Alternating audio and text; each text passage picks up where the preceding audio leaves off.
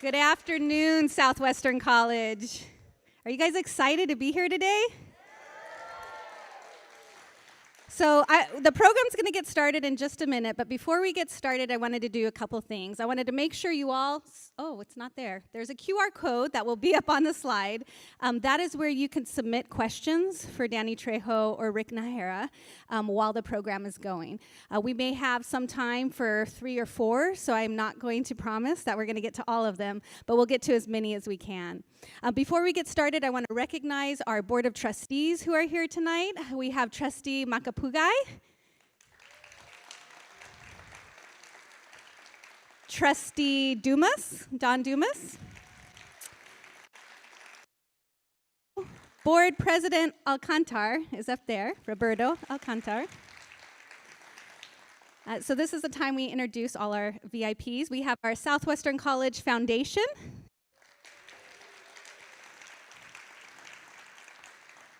And we have our Rising Scholar students. We are so glad you're able to join us today. Okay, with that, I'd like to get the program started. I'm going to introduce Dr. Mark Sanchez, Southwestern College Superintendent and President.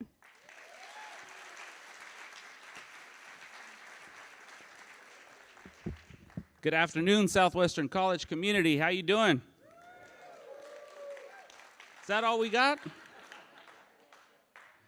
No, fantastic. I see you up there, Mark. Good to see you. And to our rising scholars, we celebrate you. Thank you, Patrice. Thank you, Raquel. Thank you, John, for the care that you provide to our students and guiding them on to through their educational journey. Thank you. You can give it up.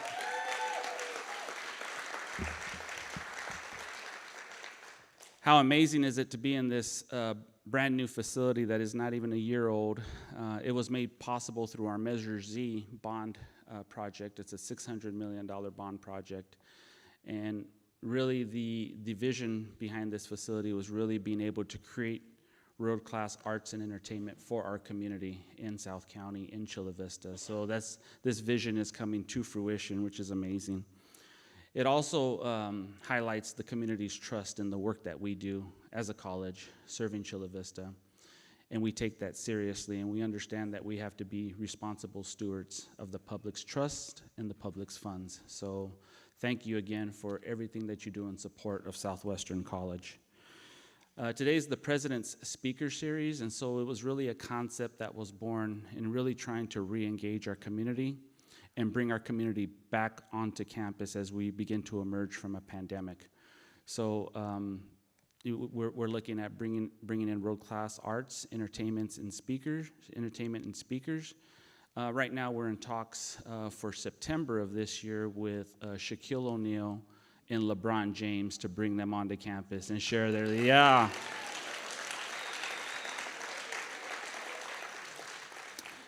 It really is about community connectedness and really hearing the stories of people who've been successful in business and arts, entertainment. And so this is really the vision behind the work that we're doing through the President's Speaker Series. One of the goals for the Speaker Series is to provide a diverse perspective from community leaders, from business and entertainment leaders, so we can really hear those elements that people invest in to become successful. So today you'll be hearing from Danny Trejo. Yeah, you can make some noise.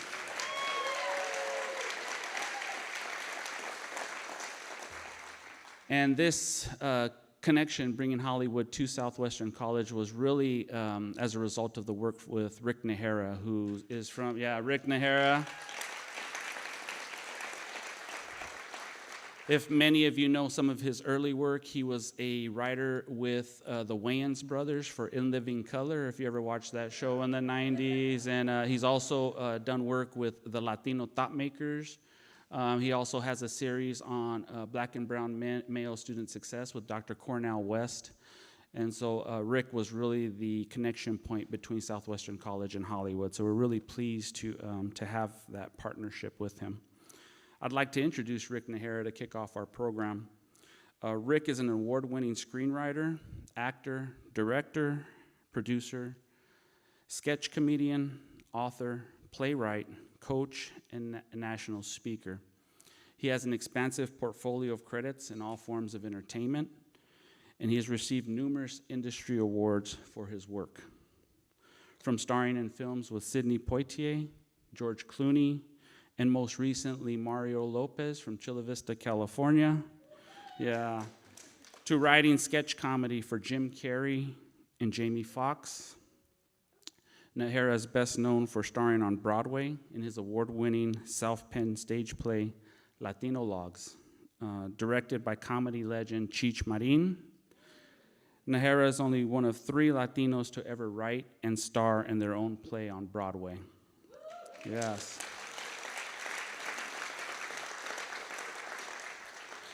Rick Najera is a national speaker and coach with Google, the World Bank, CNN, Harvard, UCLA, and many more. He's really proud of his work most recently, though, is when Black and Brown male student success with Dr. Cornell West. His work is focused on addressing themes such as diversity, entertainment, motivation, Hispanic and communities of color, politics, and comedy. He is the host of Latino Thought Makers, an unscripted interview series highlighting prominent Hispanic personalities through organic conversations. Najera's network of industry friends and community leaders, such as Edward James Olmos, Danny Trejo, Dolores Huerta, Cheech Marin, and dozens others. Najera is also the host of his new podcast, Najera in America, a comedic look at the news and interviews with change makers. Please join me in welcoming Mr. Rick Najera.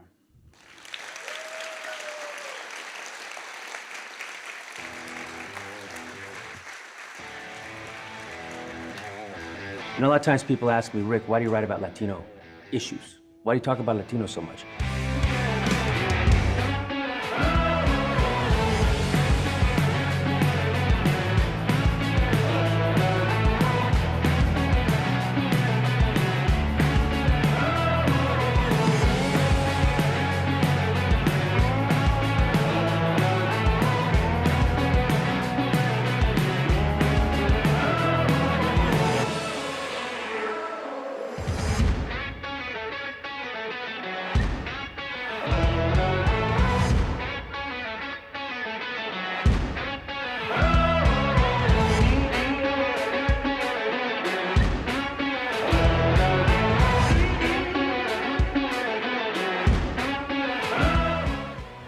But there's only one race, the human race.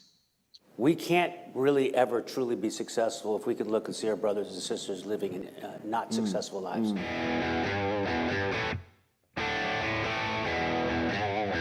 Mouse. Merry Christmas. Here, you too. Free ice cream is even more delicious and has fewer calories. Can't investigate some vandalism. Looks like someone stole the tail off the Santa Fe Carpo Burro. I was thrilled when the folks from Chorizo Queen asked me to promote their new scientifically tested Chorizo Supreme diet, which guarantees you'll shed pounds by cutting out carbs, eating all the chorizo. We honor family. We honor bravery. That is what it's like to be a Latino.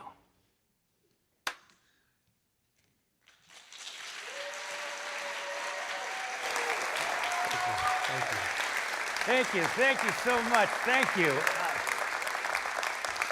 I have to tell you, being here in San Diego is very special to me, especially being here with Danny Trejo, because number one, I'm from San Diego.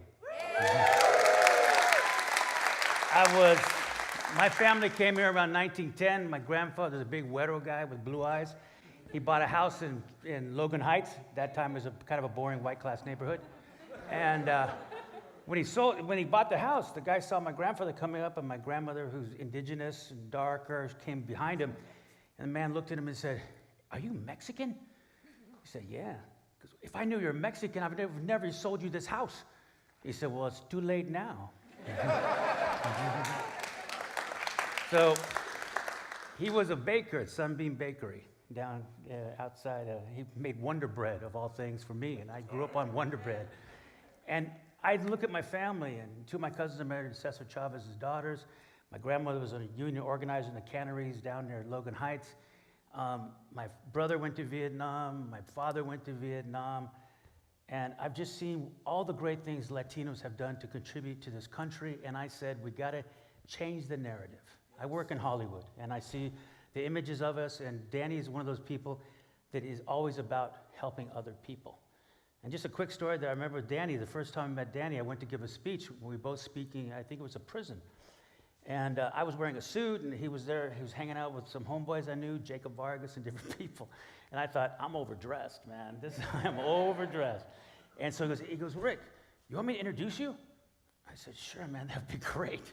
He gets out there and he says, let me tell you something. You know where I've been from? I went to Soledad. He named off every prison. He goes, let me tell you something. This man never went to prison. Now respect him.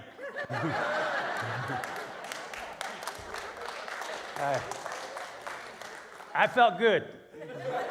I was like, all right. Danny Trejo gave me the seal of approval, and I went out and talked, and I just remember that's the man he is. I even did a movie with him, and we both don't even remember the movie because this guy has done so many movies. It's just incredible. But I used to think, why does he do so many movies? Why does he do so many movies? And I realized he was doing the movie to help out that young director. He was doing it to help out others. And I've seen this time and time in Danny Trejo's life, and that's why I wanted him to be a part of Latino Thought Makers and be a part of the President's Series here in Southwestern College. Let me say that right? Southwestern College? Hey, I applied to be a professor here, okay? So you know I want to be here. I hope HR is listening, all right? So this is where I'm from. I grew up, 12 miles from the border because they took me from Logan Heights to La Mesa. And so I went to La Mesa, and La Mesa, there was only like 2 other Mexican families. And it was really white. I mean, it was like, it was translucent white. It was like white. And there was 2 Mexican kids there, and that Mexican kid lived on a chicken ranch, and his name is Juan Vargas, your congressman.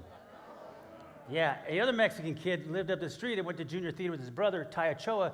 That was Elena Ochoa, the first Mexican-American astronaut.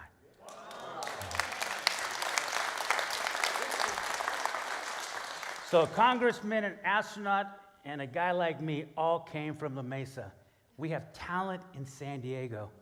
It is, when I grew up, it was America's finest city, and they always said that, and I didn't know they made that up. I just thought it was a fact. I said, I live in America's finest city. But I do, and I love being here. And one thing I can say about Danny Trejo is the man has heart, and he's truthful, and he's real. And that's one thing about him, and he taught me that. He actually told me to go back and get an education, and in the last 2 years, I got my BA, and thank you. And I got my MFA. And I wrote a book all during COVID, and I have to thank Danny Trejo for that, because that's the man he is. So let me show you a little clip from Danny Trejo's life. Take a look.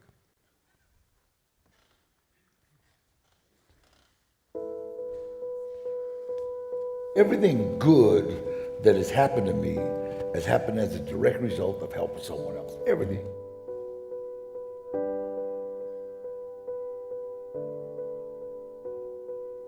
The message is, for me, take drugs and alcohol out of your life, and education is the key to anything you want to do. Well, anybody can deliver that message. The only problem is they're not listening unless you got their attention.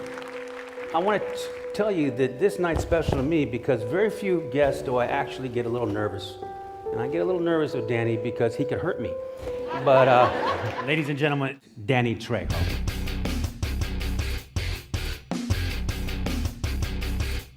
This guy came up and said, hey, do you want to be in this movie? Can you act like a convict? I thought, let me see, I've been in San Quentin, Folsom, Soledad, Chino. I'll give it a shot. And I started training Eric Roberts how to box for the movie Runaway Train. And the director, Andrei Kozlowski, saw that and said, you be in movie. And that's, that was how I got started in the movie. In the business we're in, loyalty goes a long way. Smart for the camera. You know what, Bernie? There's a pharmacy 2 doors down. they started selling hearing aids. You ought to get yourself some. What do I look like? A parking meter? But Sage said... Coin Laundry's right down the street. It's a Machete Elastic Wonder. It's a rubber band. This is Machete. Ready for this? Good for calls, texts, tweets. Machete don't tweet.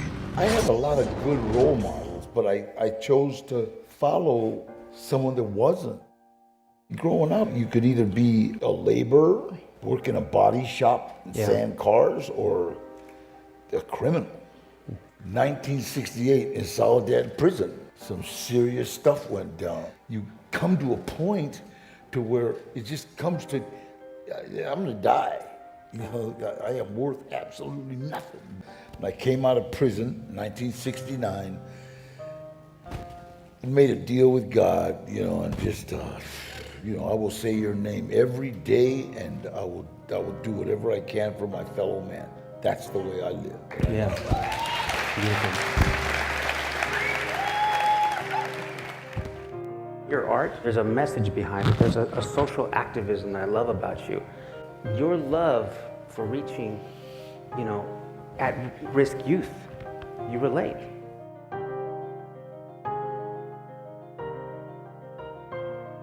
This is the face of the Latino community, you know, right here. It's like we go to college, we do good things in the community. Sky's the limit. It's up to you.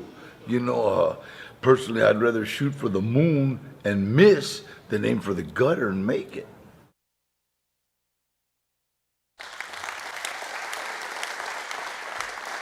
Ladies and gentlemen, Danny Trejo.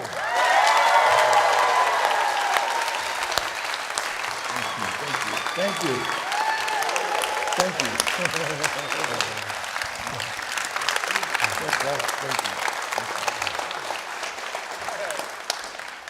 Wow.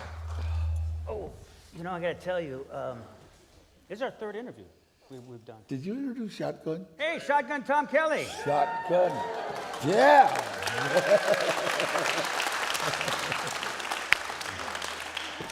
You know, when I grew up as a kid, I heard that man always on the radio. And you know, as Latinos, we love music, right? Yeah. Shotgun Tom Kelly. And they told me backstage, hey, Shotgun Tom is here. He's friends with Danny. He wants to meet. Talk to him. And I'm like, of course. Are you kidding me? And he came backstage, and that's the one thing about Danny. He has friends all over, every walk of life, every position. He treats everyone the same. And you know, to me, I don't really get as intimidated interviewing people. Sometimes I do with Danny because, to tell you the truth, I'm actually a fan of his. I love his work, and I've seen him. And one of the things that was interesting about you is why don't you tell them how you started?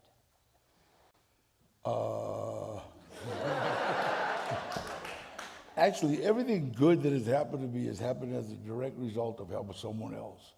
I work a 12-step program. I'm in Narcotics Anonymous, Alcoholics Anonymous, Cocaine's Anonymous, and did them all.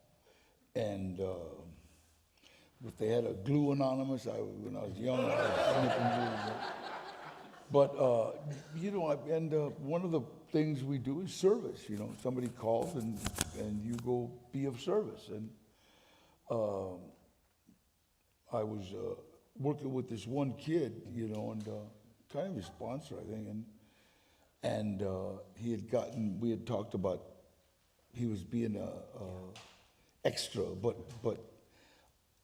his dad worked in the film industry. I don't know what he did, but he was a PA, which is a production assistant, which is just, you know, a gopher.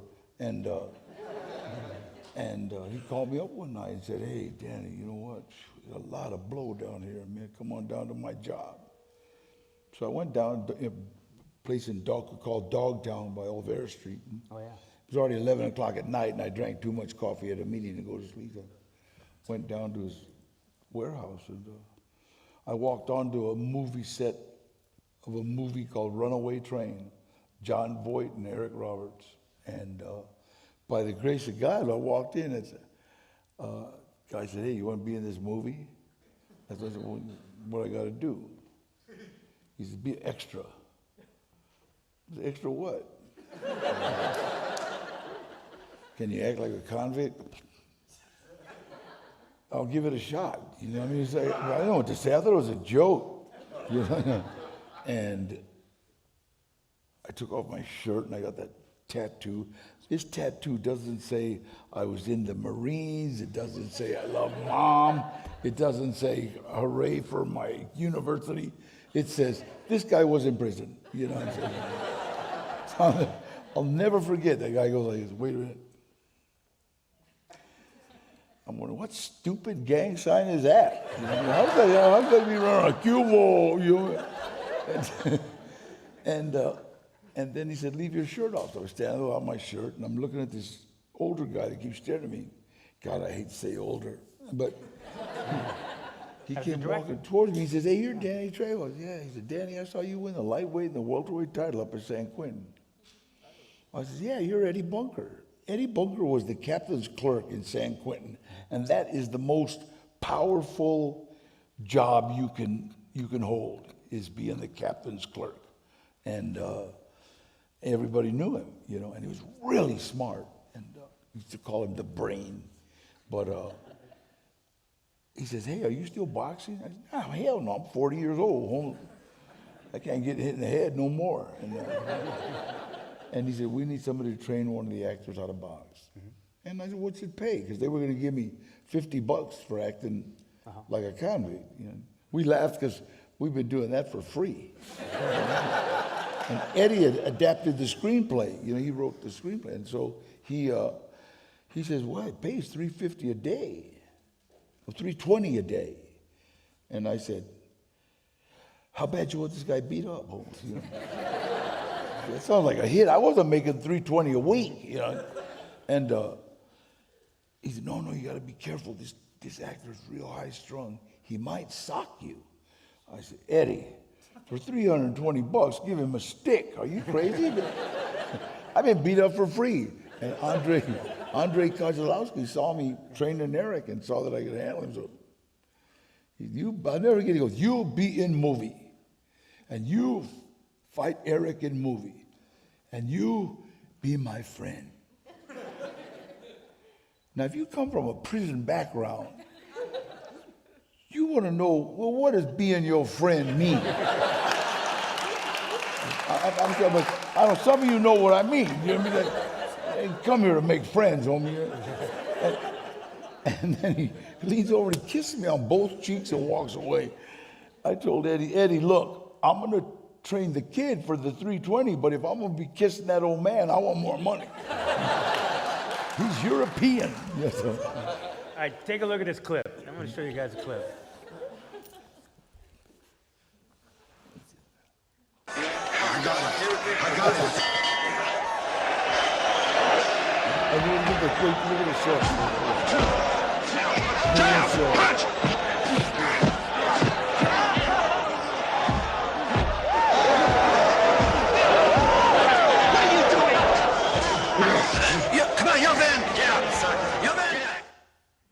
Yeah. That was my break into the movies. Yeah. But it's funny, out of that, I was Taft-Hartley. Yeah. I got a SAG card. Mm-hmm. So it was like amazing. And I kept trying to tell Eric, they don't wear tight shorts in prison. You know, I wore boxing shorts, but he wanted to wear like bicycle kind of. Yeah, you don't wear those. You don't understand. No, but these are okay. Yeah, but what I'm seeing is you're helping someone. You're on the set. You're there to help someone, and all this opportunity comes. This is 1985, and when you got out of prison, you cleaned up, you know, and now I cleaned up in prison. In prison, yeah. In prison. So that was your beginning of your education and the way you changed. Yeah. And I know in Southwestern College they have the Restorative Justice Project, and very good project. Okay. I think you did a video, right? You were in the video? Yeah, Mike or something like that? Or what? Yeah, I saw you guys in the video. No, it's great because I sat there and looked at that, and what that program is about is what prejudice and what injustice is about is keeping people down, keeping them from being the most they can be. And that's what you see in people. I've never heard you say a bad word about anyone. I've seen you only show love almost at a level of like a saint. I mean, we did the show in Georgia, Latino Thought Makers in Georgia, and they told me, hey, Rick, Danny's plane has been diverted. I said, what? What do you mean diverted? And they said, well, it's in Tennessee. I go, well, that's kind of close to Georgia. Okay. And I'm hoping I have a whole crowd of people waiting. And gets back on the plane, he makes it there. And on the way to the theater, he's on the phone counseling someone. Counseling someone on the way to the theater. Does the whole show, signs autographs, does everything. On the way back, counsels another person. And I just, so when you get to go backstage and see someone's life, that's where I say the real deal. The real deal always, because what he is selfless. A man that really goes out in people. And I see you guys in the Restorative Justice Project and what you're doing with your lives. I'm impressed.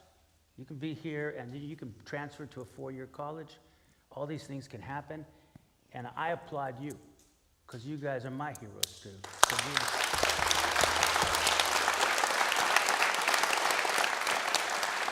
take a look at this clip.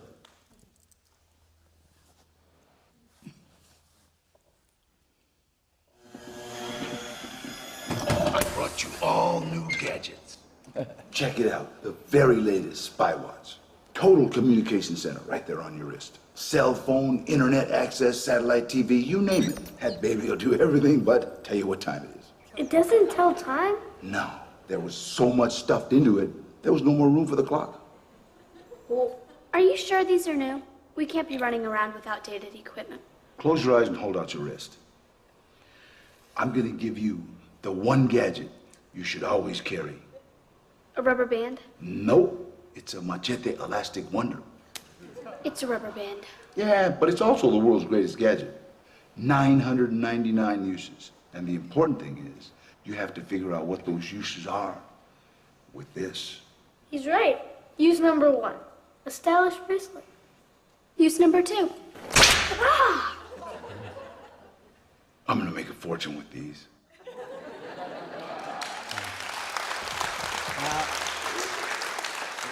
This is the first time we see Machete in all the work you've done.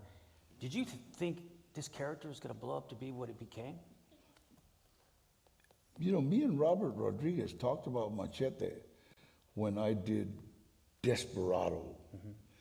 And he kind of just saw, I didn't know Antonio Banderas. Nobody did. Antonio was just kind of coming into his own in the United States, and he spoke Spanish, and Spanish is a very elegant language, and we were in Mexico, and we were in Acuña, Mexico, all right, so there wasn't too much elegant in Acuña, and órale, hombre, and they all understood me, and so I got along great with everyone. I'm walking around without a shirt, and everybody's taking pictures, and we're signing autographs, and Robert said, you know what? Everybody thinks you're the star of this movie. I said, you mean I'm not? I thought I was too. But he said, you know what? I got a role for you, man. It's Machete. He's a man of the people. He's an ex-federal. And he had the whole story in his mind, and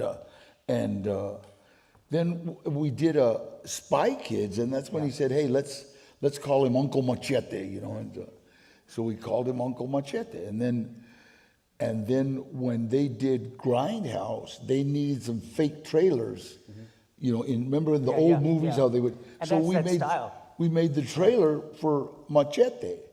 When we came out of that premiere of Grindhouse, everybody was, hey, you got to make that movie. You got to do that movie. And that's after that, we did Machete. And if you'll notice, everything that was in the trailer is in the movie. Yeah. And usually it's like, they'll have a really cool, head chopping or something, but it won't be in the movie. It was just in the trailer. Everything in the trailer. It's also great is you have a whole audience of children that love you. Still, I have kids 5 and 6 years old coming up going, I love you, Uncle Machete. You know what I mean? We did that 15 years ago. What do you mean? 10 years ago or something? The first one was like 10 years ago, But like a older brother or parent will put that in the TV and still an 8-track. Put that in the VCR. VCR. But and so it's still he made it so it's timeless. They'll be watching that for another 5, 10 years. Yeah. Take a look at this clip.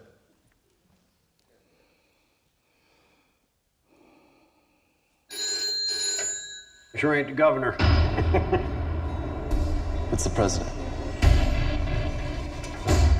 Of course, Mr. President.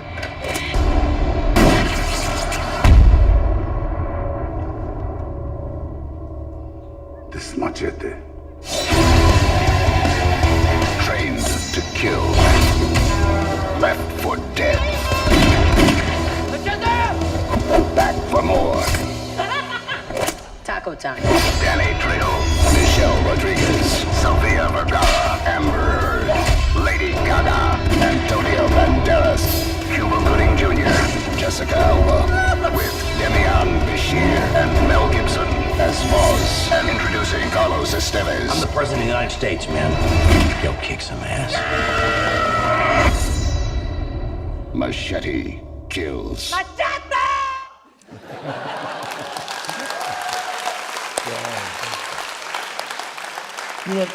That film, I did Heat before I did Machete. And after I did Heat, I made friends with Robert De Niro. And Well, I mean, look who you're. that was heavy. Yeah. Oh, yeah. Which When we great. did our death scene, I asked Bob. I said, "Can I call him Bob?" I said, It's Robert. "What do you think, Bob?" And he goes, "Well, I think you're already dead, Danny. I think you're dead, but all you've got left is enough breath to beg me to kill you." For a split second, I wanted to say, "Nah, I don't think so, Bob. Listen to me." Yeah, okay. And literally, when we did that, it was an iconic death scene. Yeah. And then when Robert asked him to be in Machete, he said, "Yeah, of course, man." And it's funny because I used to always tease him. I'd always look at the call sheet and go, "Oh, who's number one?" And he was number one, and I'd put up my finger. So I ran into him on the set of Machete, and he goes, "Hey, yeah, you." Yeah. And that's when a call sheet comes out. It lists the actors. And the number one actor is normally the star. Number one. And to see you go from 1985 Runaway Train, happy to get 320 a week or a day, which is amazing, and then to be number one with all those lists of iconic actors. I mean, everyone. That's amazing, and you keep reinventing yourself. Yeah. Yeah, and I'm the only one that's ever killed Steven Seagal. And it was funny because in Machete Kills, he called up. It was in Machete. He called up. He said, "Hey, Danny, do you think there's anything for me in Machete?" "I don't know. Let me ask Robert." And I say, "Robert, Seagal called me, man. He wants to know if there's anything for him." Robert goes, "Let's kill him." Very cool. Very cool. I mean, that's amazing to keep seeing the change in you, because every time I've known you, it's like something new. I mean, even now you're going in a direction of food. I mean, first of all, I love your cauliflower tacos. I love them too. Those are the best you'll ever have, number one, and especially in the Mexican world, because no one thinks of a cauliflower taco, but it's delicious. But you've done being a restaurateur. Now you're moving toward music. Tell us a little about that. Well, you know what? I told you, everything good that's happened to me happens as a direct result of helping someone else. There was a low-budget movie, and this director kept, producer, director, kept bugging me about it. And I talked to Gloria, and want to really, I would. And Gloria's his manager. She's a wonderful. Can I see right there, Gloria? Yeah, right there. Put your hand Gloria, up. you know, Yeah. That's it. But if you're trying to get in the movie business, listen to your agent, but she said this looks like a good deal, Dan, but it's low budget. I want to get me a little more money, and she, no, well, let's try this, let's do it. So okay, so we did a movie called Badass, for very little money. Yeah, and in fact, I think. Yeah, I know. He's like, well, he was stupid not to do that, but so I did this Badass, and it turned into a trilogy. We did Badass, Badasses, and Badass on the Bayou, and so made 4 times the money. And I met one of the producers, a guy named Ash Shaw, who had been in the restaurant business, and he saw that I liked to eat good food, and he says, "Danny, why don't you open the restaurant?" Jokingly, I said, "Trejo's Tacos," and he brought us a business plan on the 3rd movie, and Gloria read it because it didn't have any killing in the first page, right? And that's one of the reasons I'm in the restaurant business right now, So. Well, do you have Trejo's Donuts, I remember? We have Trejo's Tacos, Yeah. Trejo's Cantina, and Trejo's Donuts. I mean, you're such an entrepreneurial spirit. Let's show this clip right now, because it's the next question. You know what, Bernie? There's a pharmacy 2 doors down. They started selling hearing aids. You ought to get yourself some. Didn't anybody teach you to respect your elders? Different situation, different measures. No need to always get violent. Do we understand each other? I'll take that as a yes, we understand. Hey, little lady, what's your major? This guy's never gonna go to jail. He's got diplomatic immunity. I'm an entrepreneur. I'm building an empire. Let's go get those son of a bitches. They're not your typical old guys. They're more like badasses. My turn now!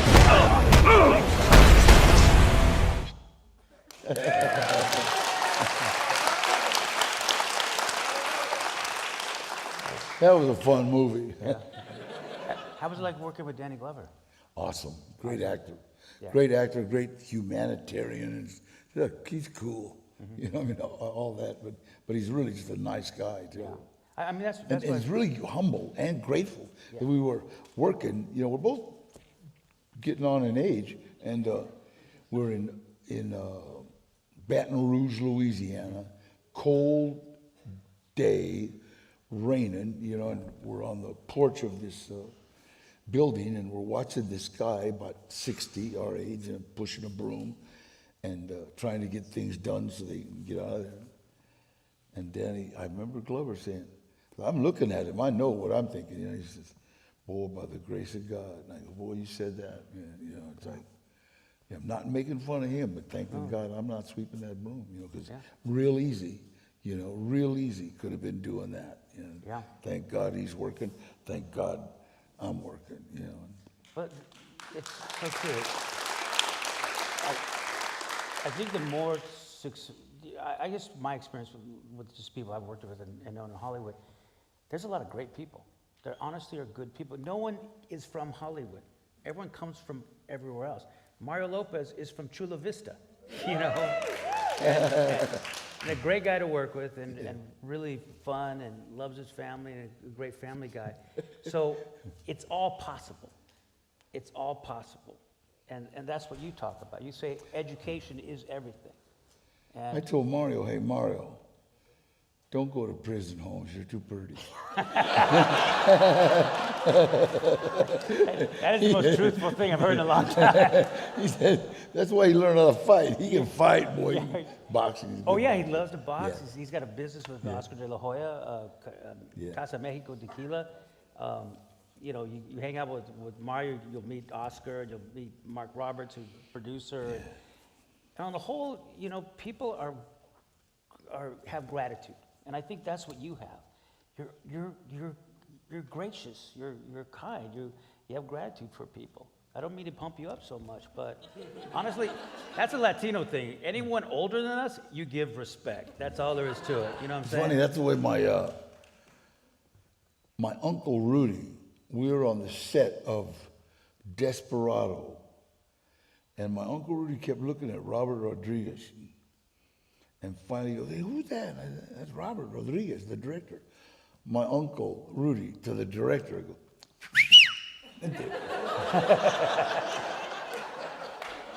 I almost died. But Robert, being younger than my uncle and seeing my uncle, they came over and said, yes, sir.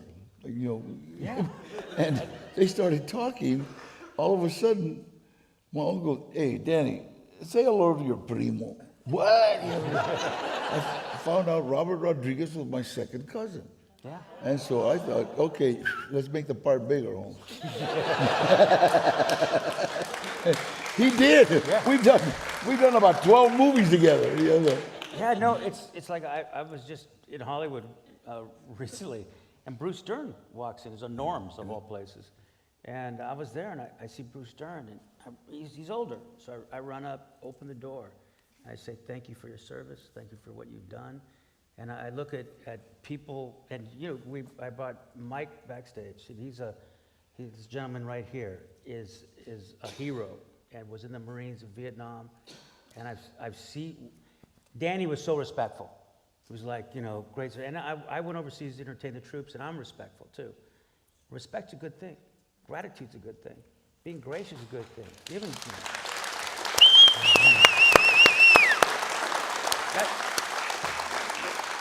that really is what's great about, you know, Latino thought makers and doing these kind of programs. We're inclusive. You want to be Latino, you're in. That's it. You know, I mean, you know, it's true. My wife is Anglo. My kids are half Anglo, half Mexican. I call them Mexicans. So, but we always include people with us. We always are gracious in bringing people in. And that's the thing. We're in by purpose. And what I've seen you do is have a purpose. We call it Dharma, almost, where your purpose in life that I've seen is to give back. What makes you happy? Well, for personally, my kids, but what makes me feel really, really good is helping others, just helping others. And my kids, they're like the same way. Yeah. I'll never forget this lady. I guess my son was over, all his friends were over at this lady's house. Her daughter was at the house, and they were all going to the beach, and the mom and the daughter, they were moving, so they were moving a lot of stuff, and all the kids were going to the beach, and my son stood back, and the lady said, I want to give you, you know what your son said? My dad would kick me in the ass if I didn't stay and help you. Yeah. And I just thought that was like, wow, that was cool, girl. So, I wouldn't have kicked him in the, yeah, I would have. But I mean, I think that's one of the great things about you. I mean, recently you saved a child's life in a car accident, correct? What? You saved a child's life in a car accident. Yeah. Can you tell a little bit about that? It was just, the good Lord puts us in the right place at the right time. I was driving down Hubbard, and I see the light change, and it's red, and I'm looking at this lady, and she's on the phone, and she's like this, and I go, hey, I'm trying to yell at her, right? And I stopped, and she went through like, bam, just this, she T-boned this SUV and flipped it, right? And I just got out of the car and ran over, and I was trying to I looked at the lady, and she's screaming, "My baby, my baby, my baby." Well, those were my lines from a movie called Storks. I know, like, but I'm thinking she's yelling, "Oh, you saw my movie." I'm sorry, I'm stupid as ego. I'm sorry, but I did. And then she, "My baby," and and I looked in the back seat. So you're like, thank you. Oh, I got it. I'm going to get a pen and an autograph. But I see this kid, and he's hanging from the seat broke, but he's still in the, what do you call it? The baby seat, you know? And I'm trying to get under, and I'm looking, and I noticed that he's special needs. Like, I could tell, that's what I work with. I work with special needs kids.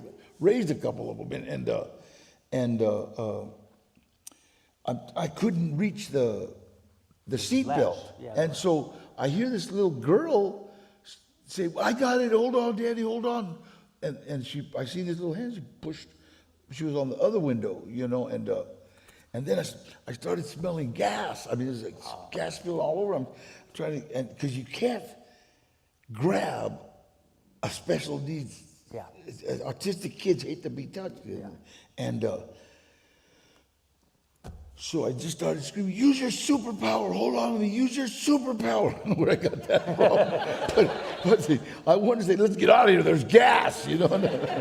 And he did, he reached around and grabbed me, and he grabbed me, and then I was able to like pull him out. And then I seen his grandma was all cut up, so I just moved him away, you know, and turned it, and we just kept talking about your superpowers, and then the fireman said, "Okay, bring him back." So I brought her back. I brought him back, but it was it just happened so quick, you know. "Well, how did you feel?" "I don't know." You know, I mean, like I said, I thought she wanted an autograph. I smelt the gas, and I'm hoping, God, I hope they have a good guy to prepare me for death. You know, I don't want to be all burnt. You know, closed gas. I don't know what to think. You know, but I'm just glad that. Stop by and talk to him a couple times. Yeah, you know, it's amazing. I'm wondering. I mean, she recognize you? Did the mother recognize you? Oh, I don't know. I thought she was saying a line from my movie. I was really embarrassed to tell anybody that, but that's the truth. Yeah, get in front of the camera. Let me act for you right now. Yeah, because now that leads me to this question: what would you say your superpower is? What? What's your superpower? God, man. God. That's just the way it is. Yeah. It's like God, karma, Buddha, whatever you want. It doesn't. You just have to believe in a power greater than yourself. That's all. Yeah. Because my best ideas got me sent to prison. Yeah. Literally. No, you damn kid. Hey, in 1965, I had a great idea. Let's sell some sugar. Let's sell 4 ounces of sugar to this federal agent. Yay! I did.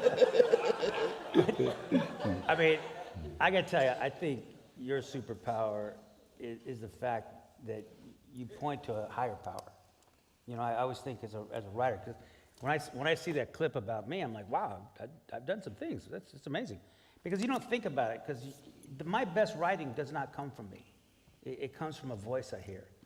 And I think any artist, we're just wires to something higher than us. And if we're used in a good way, the best ideas I've ever come with, I swear I didn't write. I have no idea where it came from. And I think as an actor like yourself, you are a humanitarian. You give. You know, creativity, and I don't be all biblical right now, but I just think of Genesis when it says, we're made in the image of God. And if God's a creator, therefore we're made in the image of a creator, and therefore we should create too. And what you guys are doing, you know, with this Restorative Justice Project and all of what you're doing with your lives, I many times, and speaking of that prison with you, I remember someone asked a question. The question was, I just came out of prison. You know, what's going to happen to me? Because we live in a country that's the most incarcerated place in the world. You know, and a lot of times I've learned that when you show grace and justice and compassion to our fellow human beings, you know, anyone who's went through prison paid their debt. It's done. You know, you paid your debt. And I think being in school is such a great positive thing to do. It's you're in charge of your life and you're changing it. And I look at you and I just think that I'm so proud of what you are as a human, that you are such a gracious, good man. And it's very normal, because he said, I like that cheesecake right there. It was like, that strawberry cheesecake got my name on it. So, but that's the pleasure of meeting people in this situation. And being here today, I'm nostalgic because this is my home. And I started here. You know, I started in San Diego, and I went up back to LA, and I tell you, I miss this place. This is America's finest city, because it's got America's finest people, all shades and colors and backgrounds, and you're an inspiration to everyone. So, thank you.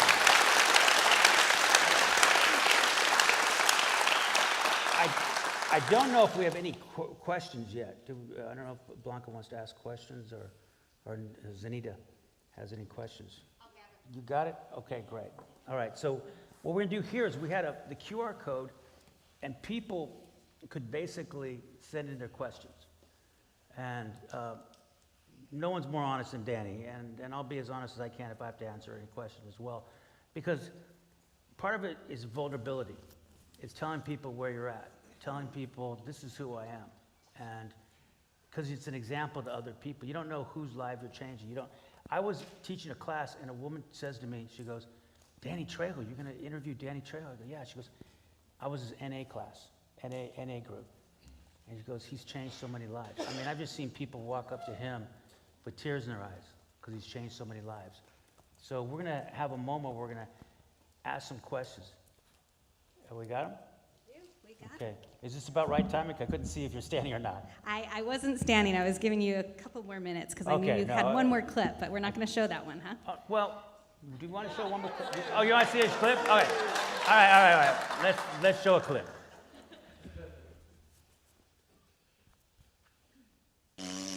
I make fart noises with my mouth. That's for the San Diego And people. I like to cut. Hey, nutjob! Quit the singing! Creeping out all the regulars.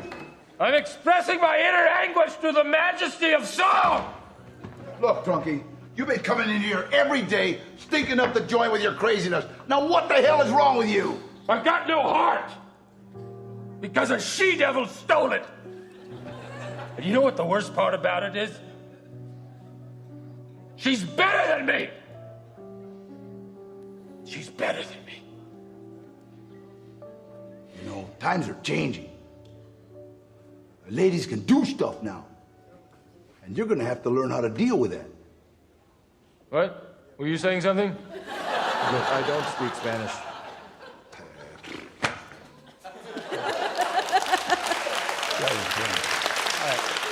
Okay. I would hate to be that guy. Honest to God, he walks into a room, you start laughing. Yeah. And it's like, I mean, literally, it's like I did something else with him, and every time he would walk in, everybody would just start laughing. Yeah. And I thought, wow, I guess that's okay, but I'd be mad. Yeah. Well, I mean, the thing is, you love comedy. You know, it's funny. Actually, Luis Guzman, you know Luis, he says, I've never acted with Danny Trejo. Me and him have to act together. Rick, write us a movie. I want to act with Danny Trejo. And he told me before I came out here. So you got fans all over. You just got fans. A lot of fun. Okay, so we have a couple questions in the same theme. It's to you and Danny.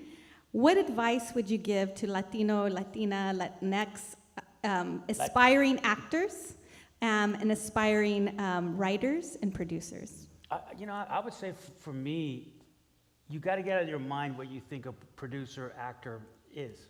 Because you get 8 hours of media telling you what you're not. You know, that's the thing. I looked at, and when I teach this class on writing, I get a lot of Latinos in the class, because like this school is almost, 85% at least? 89? 69. 69, okay, thank you. Was it her? Was it you? Without the mask, I can't tell who's talking.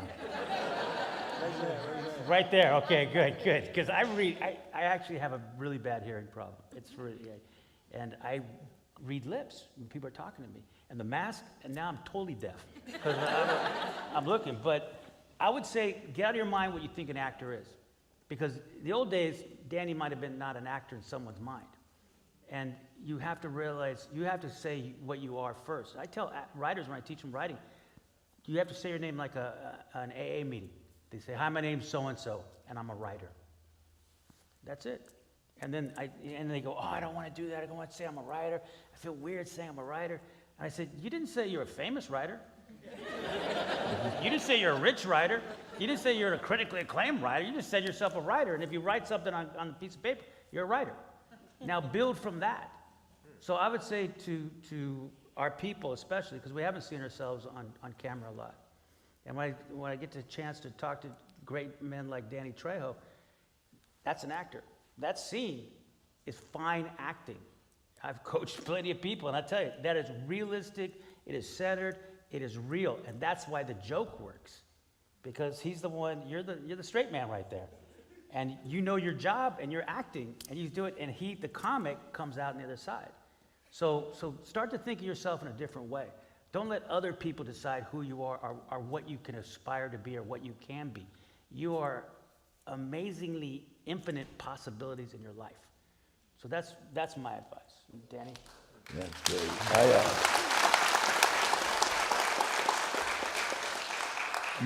Me and Dennis Hopper, was I just say drop that name, Dennis Hopper? Anyway, me and Dennis Hopper were talking one time, and we were talking about acting, and he said, "What are you acting?" It's like, look, act like you're drinking a glass of water and you look like a damn idiot. You know, you can't act like you drink the water, you drink the water. And for acting is, making people think you're not acting. And I remember I spoke at a high school, and this kid asked me, what's the best way to get into acting? And I said, well, do they have a drama class here? Yeah. Get into drama. Oh, man, I ain't gonna do that shit, Holmes. I will never forget that as long as I live. I said, okay, well then go to auto shop, you know what I mean? Because it's about being able to do anything. It's about able to act like I'm this, act like I'm that, act like I'm this, act like a tree. And that's just what you do, And, I love it. I tried to get my son into it, my son Gilbert, and I brought him to movies. I gave him a bit of extra stand there, and all the while he was learning about camera, learning about lighting, learning about sound. So he, when we did Machete, he was walking around with Robert Rodriguez all the time. So he directed me in a film called From a Son, and he's going all over the world directing music videos for artists. He left Ukraine right when they started getting ready to bomb.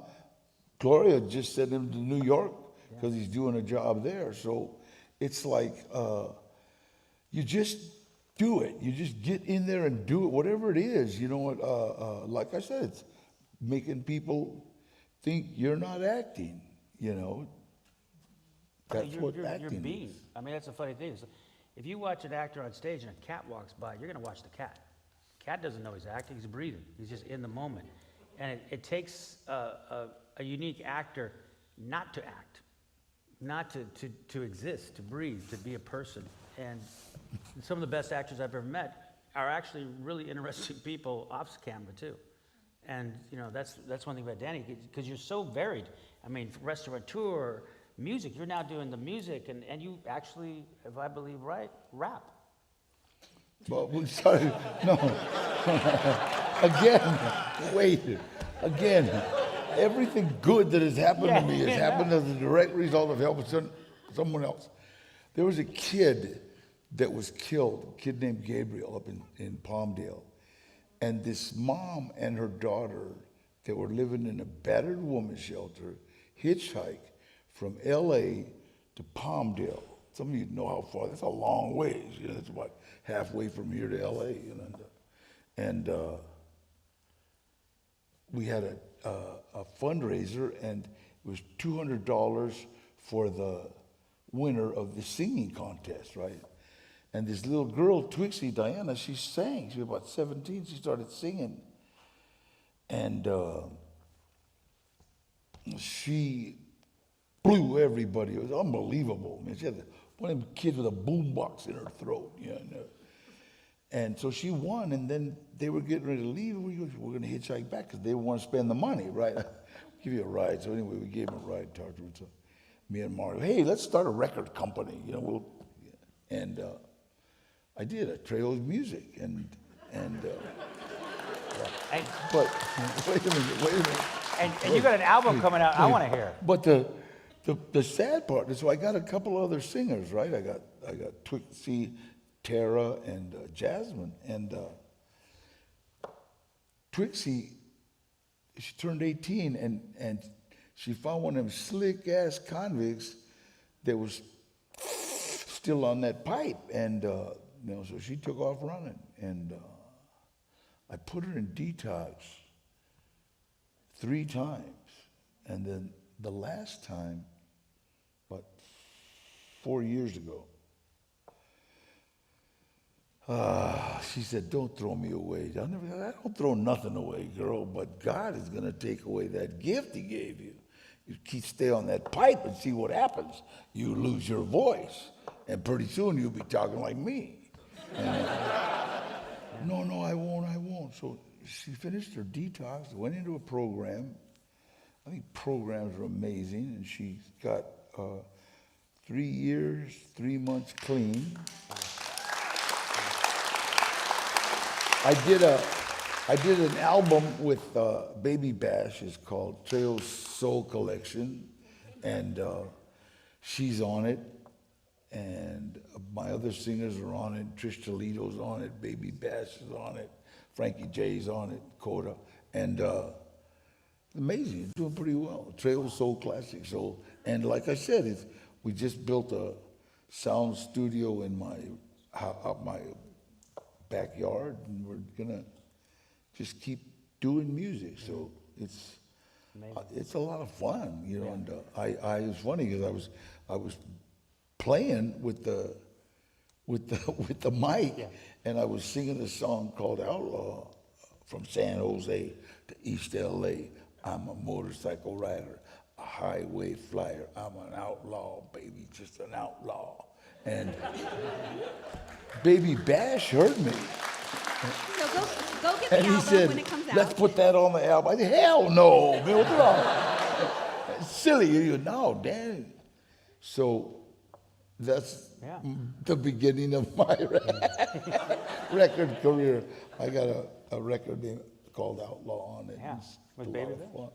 But I got to tell you, I was over in Brussels. Mm-hmm.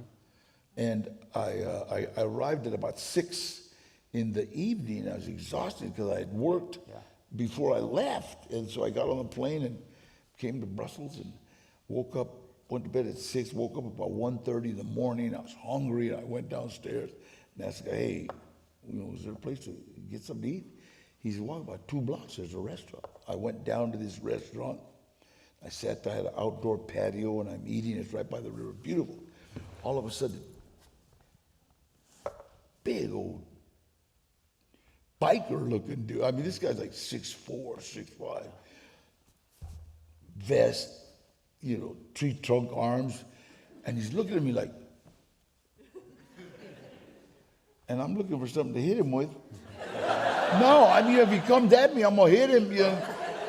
And because they had this big, it was the kind of ashtrays used to make in grammar school, you know, with clay. And I thought, oh, I'll get him with that, you know. All of a sudden, this guy goes, from East LA to San Jose, I'm a motorcycle rider. I hugged him. I got up and I looked like a little girl when I hugged him. God, man. I like songs. Okay. Yeah, that's the best feeling when you don't expect it. When you don't expect it. Now, Okay, we do have another question. We have Another time question. for Oh, two I'm sorry. questions. An easy question.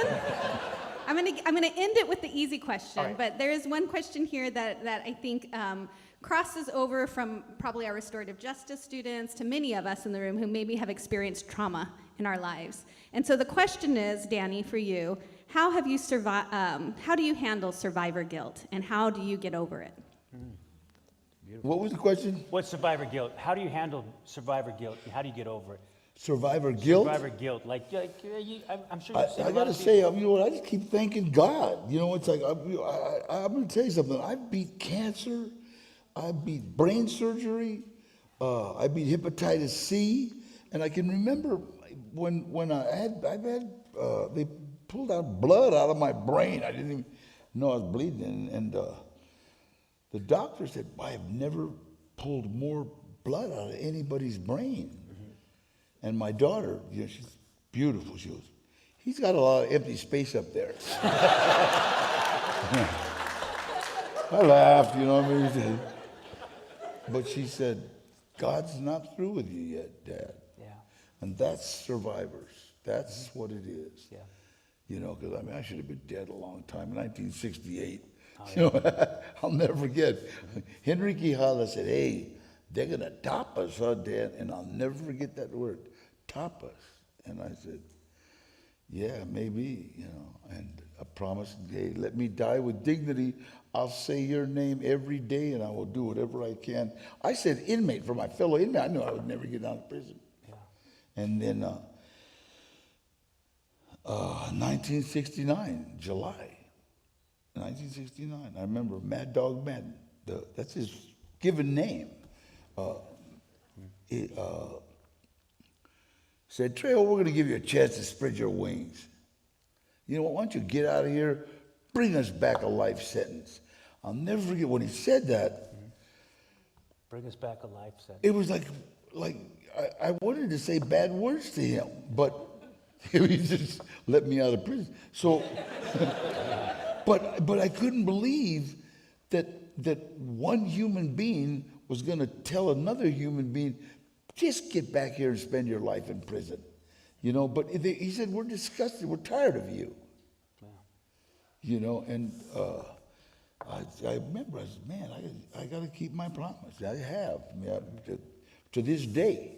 Yeah. You know, to this day, that's what I'm doing here, really.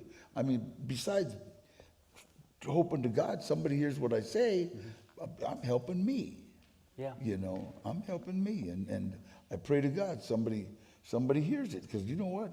It doesn't matter where you started, where you end. And I thank God for programs like this that'll bring you out of prison, put you in school, because you got a chance. You got a chance, because whatever, my cousin went to the joint 1979, and he got out 4 years ago. And he said, it was funny because he said, Danny, I'm kind of scared. I said, you ain't got nothing to be scared about. I got your back. I'll never, forgive me. Okay? He said, Danny, I've never used a cell phone that hasn't been up somebody's ass. I'll never forget that. And I thought, wow, you're right. You know, 79, they didn't, you barely, I had a phone that big, you know. Okay, and it's like, you know what, right now, like I said, you can look at his name in the law books, Gilbert G. Trejo, because he set a precedent that juveniles can come back on life sentences, you know, to court. Yeah. And I've had so many guys that come up, hey, Trejo, thank you, man. I did 25, man. I got to come back up for parole because of that law, you know, that they passed. No, it's Okay. The last easy question, and then we're going to give a great round of applause for Rick and Danny for being here. Easy question, Danny. When can we expect a Trejo's Tacos in Chula Vista?